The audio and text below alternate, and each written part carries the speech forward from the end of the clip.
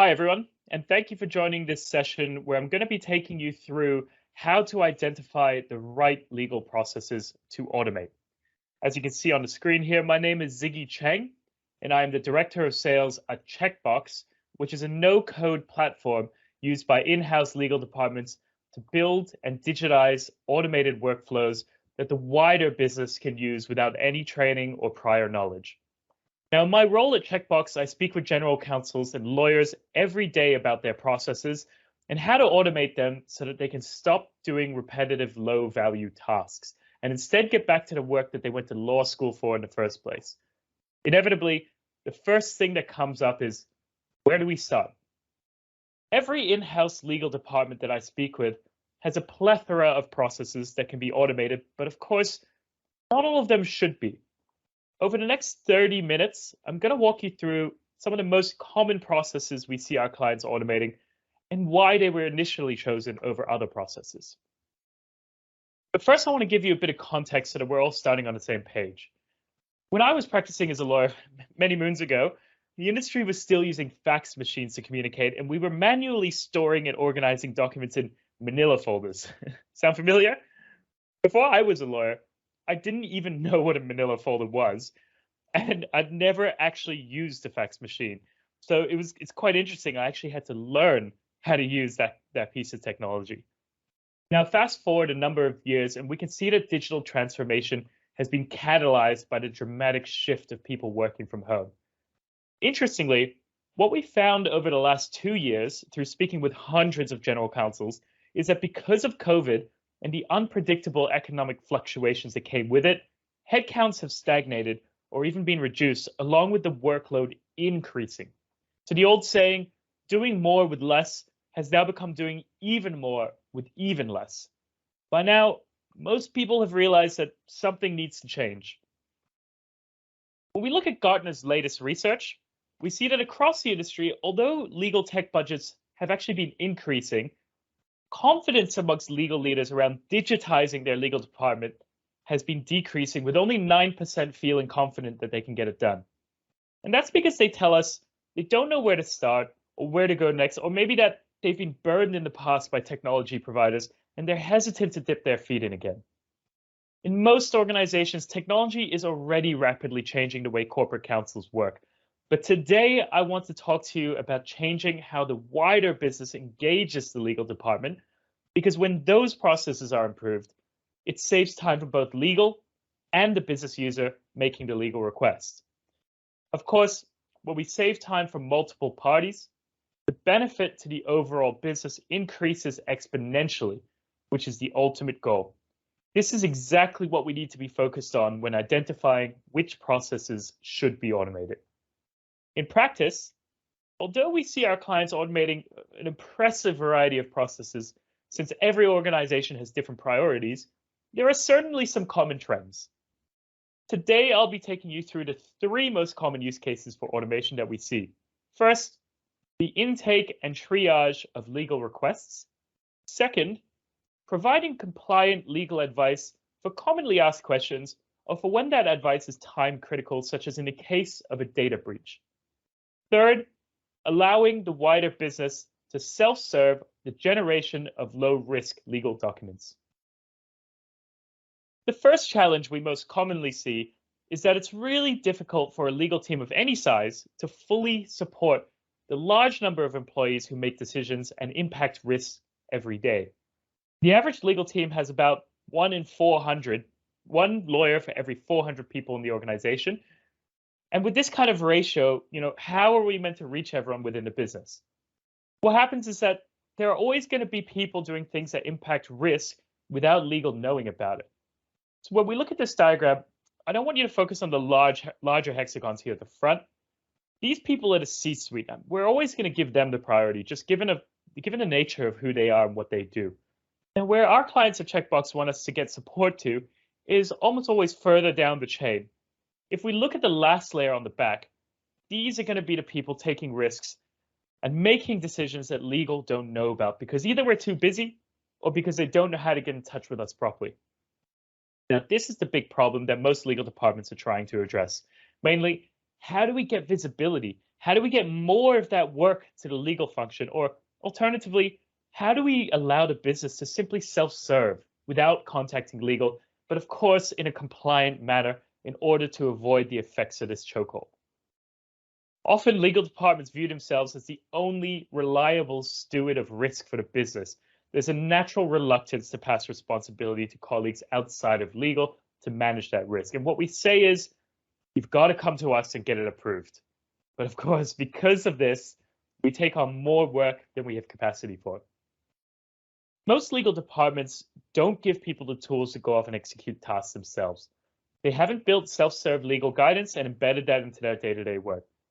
That's when you have people in other parts of the business going rogue by reviewing and executing contracts and documents themselves. Then as a legal team, we start to lose oversight on the risk-related activities.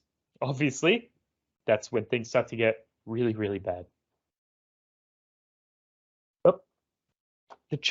So this chokehold that we've been talking about is often directly linked to resource allocation. And what we tend to see a lot is that the structure of in-house legal's function isn't really aligned to manage risk effectively and actually spreads risk across the business. And that's because when we deconstruct the work a legal team does, there's a high volume of low risk work. If you have a look at the bottom left-hand box here, this sort of big red box, we find that a lot of legal functions are still doing very manual work and frankly, dealing with a lot of silly questions from the business that can be self-served or dealing with matters that shouldn't come to legal in the first place. Of course, this all takes up a lot of time to handle. This work is what we call the low risk, high volume work. It's the stuff clogging up the arteries, which has a huge knock-on effect to the important strategic work you really want to do. But you can't because you're dealing with repetitive manual processes every day. And as a result, it causes that bottleneck to execution. A lot of people I speak with ask, what can we do to start solving this problem? Because once we begin to address this, there's going to be a huge knock-on effect to the other parts of the business as the legal team frees up capacity. Now, for the third most common challenge we see, let's talk about the life cycle of creating a document such as an NDA. Now, I've chosen this example because I was recently at a conference where it seems everyone was talking about NDAs. So I think it's quite trendy. But of course, I've seen automation for many other documents as well, such as supplier contracts, MSAs, freedom of information memos, just to name a few. Now, this graphic here shows you the journey or odyssey a request must go through in order to get done. Most legal teams experience massive issues when they don't have structured processes or when those processes are very manual. Each hexagon here represents a stage gate you have to get through to execute a task, such as storing or sending out a document. Getting through all of these steps is a problem for many organizations. If someone doesn't pass through one stage gate to the next, there's a huge delay or confusion around where things are located, which of course causes frustration business-wide. In the end, surprise, surprise, the blame is often directed at the legal department, even when it is sitting with a stakeholder somewhere else in the organization. Without being able to track this with automation, many corporate counsels end up becoming project managers and chasing people up for menial tasks such as just reviewing a document or just approving it. So when we think about these stage gates, if these inefficiencies are happening for every business user every day, every week, or even monthly, that is a really significant drag on productivity and efficiency for the legal team. But the bigger impact is on the broader business.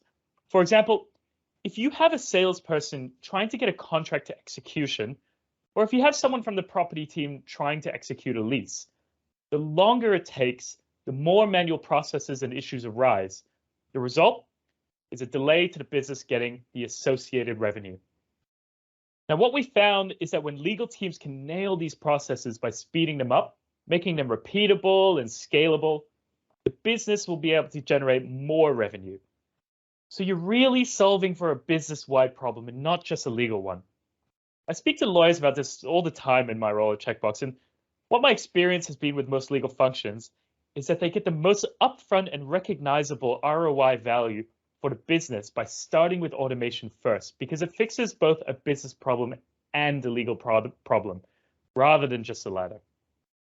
The business utilizes the value of automation day in and day out, whereas with a point solution such as document management or contract lifecycle management, although they are high touch for legal and incredibly important tools, they are low touch for the business.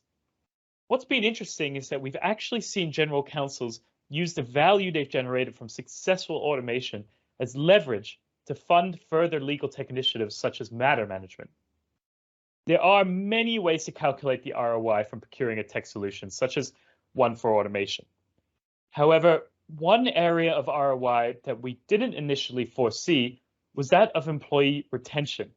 Turns out, when you start automating the repetitive work that your junior counsels and paralegals typically get assigned to, they have more time to learn the things that they went to law school for and end up staying at the organization for longer. Naturally, this also improves their career satisfaction, which leads to better mental health, which is something that affects us all. To sum up what we've gone through, the key consideration when identifying what processes to automate is what will most help the business to realize revenue. When we look at in-house legal function, this translates to what will save everyone the most amount of time. The three most common ways that this is done is by automating the processes of first, how the wider business requests legal services, second, how legal provides guidance on commonly asked questions, and third, the generation, review, and tracking of low-risk documents.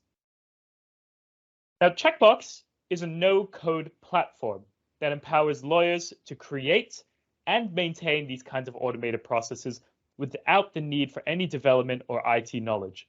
Because the platform has been designed by lawyers and for lawyers, it is simple and straightforward enough for the legal department to manage this themselves without needing to make change requests to their IT department or even us as the technology provider. This philosophy of keeping it simple extends to the wider business or the people who are engaging with the legal department through these automated workflows.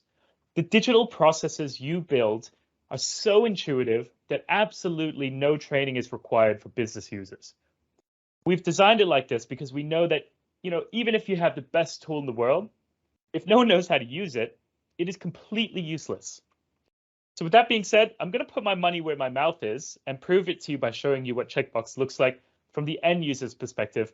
But before I do that, I want to quickly give you some background on Checkbox as a company. Now, Checkbox has been winning awards every year since we started and is trusted by some of the biggest organizations around the world, including Coca-Cola, Telstra, and even various government departments in different jurisdictions. At the same time, you may be familiar with PwC's consulting arm called New Law. As part of their recommendations, Checkbox is the chosen automation solution, and they are trained up on how to build on the platform. So you can actually get in touch with them about this if you already have a relationship. Now, you've probably also noticed Sequoia's logo up here on the right-hand side. Since they are the most successful unicorn investor in the world, we are incredibly proud to have their support and backing. And as part of this journey with them, we have now put boots on the ground in both the US and Southeast Asia to support the head office here in Australia.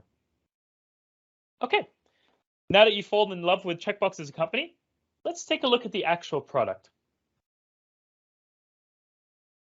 Access to Checkbox can be limited to people within your organization, but of course, it can also be set up to allow use by external people such as customers, suppliers, or prospective vendors. And the way they start using the system is either by clicking a shareable link, or we can even embed what you're seeing here into SharePoint, Teams, Slack, or any other system your organization uses. What's better is that because we can hook up into your single sign-on process, users won't even need to log in for us to capture their details. So let's pretend that we are a salesperson within your organization who needs to get an NDA generated and signed so that they can finalize a deal. Normally, they would have to call or email the legal department and go through the process of back and forth information gathering, which can take days or weeks, depending on everybody's capacity and process. With Checkbox, it's simply access the platform at any time to get this done. So once we're in the platform, let's just go ahead and click start. And the first thing that we're going to see here is a landing page for the Legal Services Gateway, or what I like to call the digital concierge for legal. So straight away, we give you some basic information just so the business user who's making this legal request can just understand where they are, what's going on, and approximately how long this is going to take. But actually, this particular legal concierge doesn't take even that long. Let's go ahead and click Start. Straight away, you're going to see a very simple page with some services on offer for the legal department. Now, of course, because Checkbox is completely customizable, because it's no code, drag and drop, it's so simple to use. What that means is that you can actually go in here and change any of these menu services. You can change the names, the spelling, you can add, remove, whatever you want. It's completely customizable. Now, let's go back to the hypothetical we started with. I'm a salesperson. I'm trying to get an NDA generated, and I've logged on to Checkbox, and I'm looking at this menu of services here. And look, I'm a salesperson. I don't know what an NDA, which category it falls under. So that's why we've developed these tooltips on the side here. If I click on this contract agreement sort of section, it's going to say, hey, please select this option if you're looking for an NDA.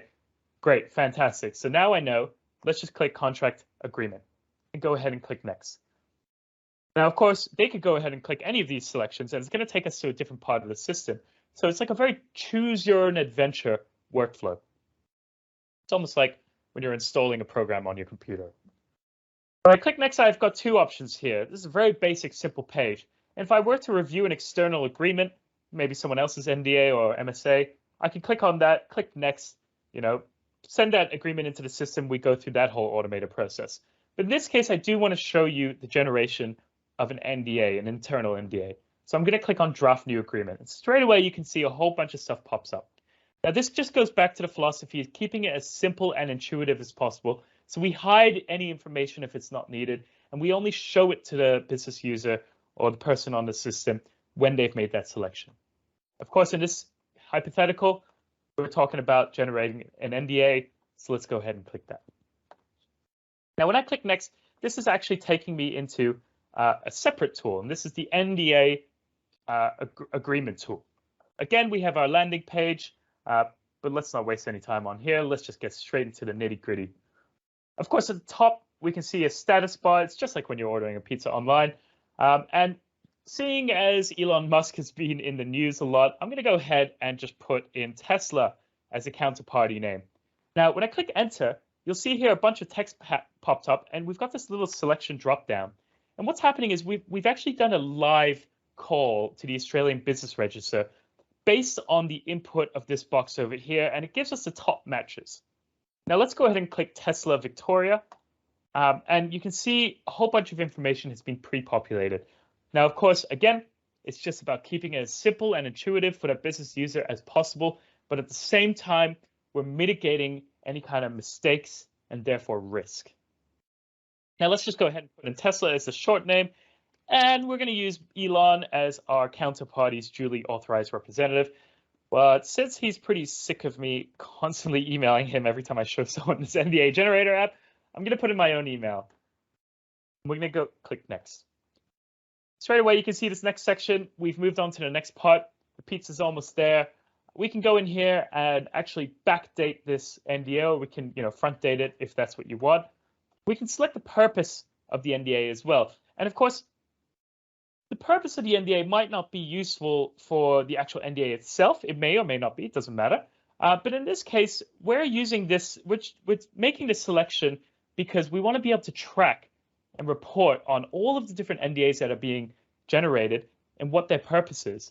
So at the end of the day, when you're making decisions on where you should be prioritizing your legal department and the areas, you can actually have some data to back up those decisions. In this case, I'm going to click General Business Discussions, so we're going to keep it pretty simple. Over here, we're asking for the contract value. Now, if I select 5,000, it's going to say, great, no approval from legals required. Hunky-dory, fantastic. If I change this to 5 million, you can see immediately this changes and it says, look, okay, we're probably going to need some review by legal because it's of significant financial value. So although Checkbox looks really simple on the front end, in the back end, there's actually a lot of smarts and a lot of things going on, and of course, fully customizable. But in this case, we've decided that anything over $1 million, that actually triggers a bit of a risk. That's a lot of money. I think probably legal wants to get involved, and actually, maybe we're going to want legal and the CFO involved.